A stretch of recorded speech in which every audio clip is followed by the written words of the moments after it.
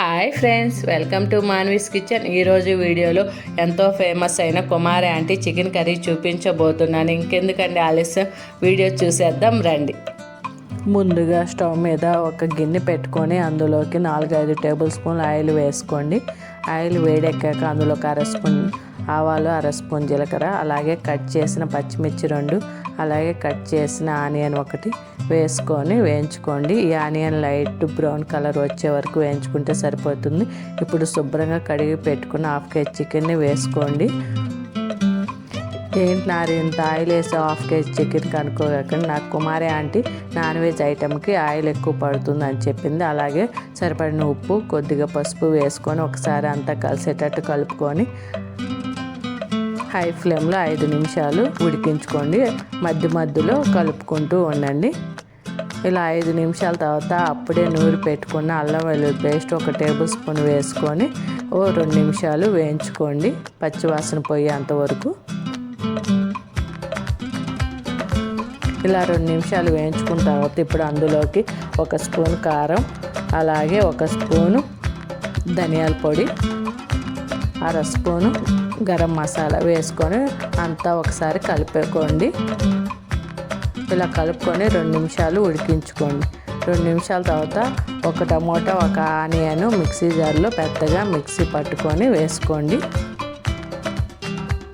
ఇప్పుడు మిక్సీ జార్లో కొద్దిగా వాటర్ పోసుకొని తులిపి చికెన్లో వేసుకొని అంతా ఒకసారి కలిసేటట్టు కలుపుకోండి.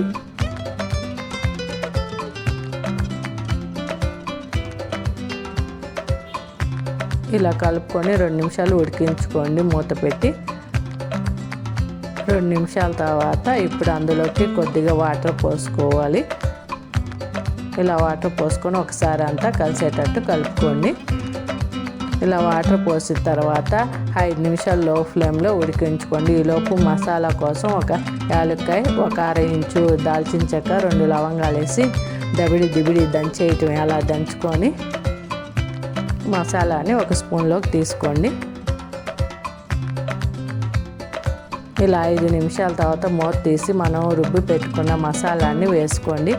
అలాగే ఇక్కడ పచ్చి కొబ్బరి పేస్ట్ని వేసుకుంటున్నాను. ఇక్కడ ఇంత ముక్క తీసుకొని పచ్చి కొబ్బరి సన్నగా ముక్కలు చేసి కొంచెం వాటర్ పోసి మెత్తగా మిక్సీ పట్టుకున్నాను. చికెన్ 90% ఉడికిన తర్వాత ఈ పచ్చి కొబ్బరి పేస్ట్ని వేసుకొని ఒకసారి అంతా కలుపుకోండి.